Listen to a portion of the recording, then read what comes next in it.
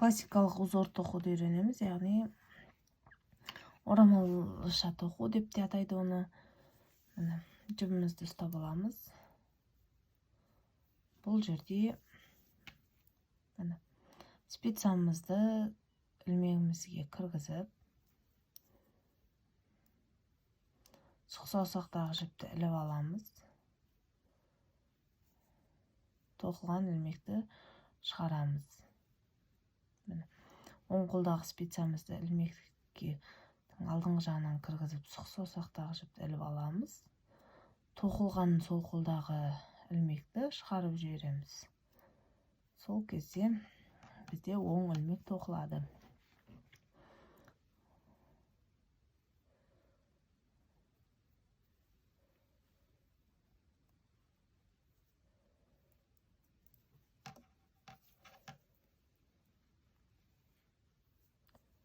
Мына осылай оң ілмекті тоқимыз.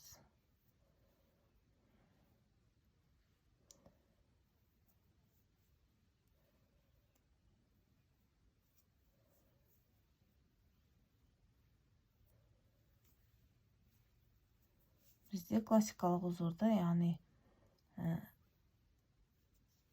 бұйымымыздың алды да арты да оң тоқылады. Сол себепті қарапайым, оңай, бірақ ерекше узор шығады.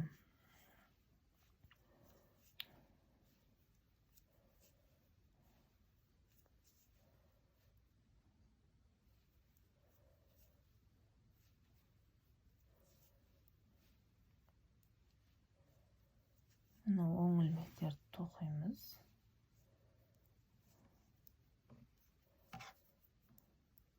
Бұл бүршік узорының, классикалық узордың ерекшелігі жиектері тегіс болмайды. Мысалға біз жиегін тегіс қылу үшін соңғы ілмек, бірінші ілмекті іліп алып, соңғы ілмекті теріс тоқимыз ғой. Ал бұл узорды тоққан кезде бірінші ілмекті ілмейміз, тоқимыз оны да. Соңғы ілмекті де теріс емес, оң тоқи береміз. Міне, бірінші ілмекті оң тоқимыз. Екі жағда, алдында артына, мысалға мына жағы теріс жағы, біз теріс тоқуымыз керек. Бірақ бұл именно классикалық узорда алды да арты да оң тоқылады. Сол кезде бізде гармошка сияқты бір ерекше узор пайда болады. Ол узорды кішкентай балалардың киіміне де, үлкен бұйымдарға да барлығына қолдана бересіздер. Ең бастысы оңай тоқылады. Осылай оң тоқимыз. Келесі қатарды да оң тоқимыз. Ешқандай бірінші ілмектерді іліп алып қажет емес. Оң тоқыған кезде жиегі бүршік өзі гармошка сияқты өте әдемі узорлардың бірі шығады. Қазір мен сіздерге кішкене бірнеше қатар тоқып көрсететін боламын. Міне үшінші қатарымыз. Үшінші қатарды да оң тоқимыз. Бірінші ілмек тоқыдық.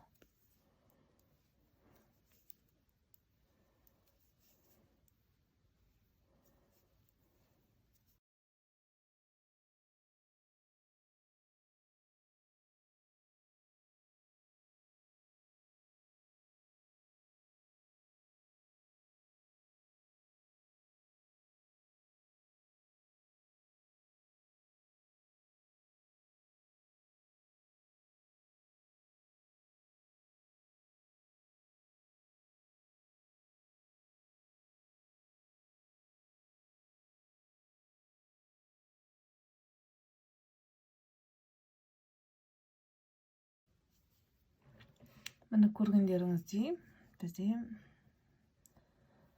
классикалық узор шығып жатыр. Жиектері міне бүршік. Өзі гармошка сияқты былай ашылып, жұмсақ, өте әсіресе бұл узормен балалардың киімі ерекше әдемі болады.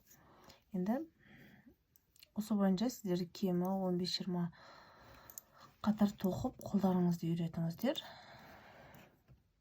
Кейін аяқтау әдісі бойынша бекітіп өздеріңізге үлгі жасап аласыздар.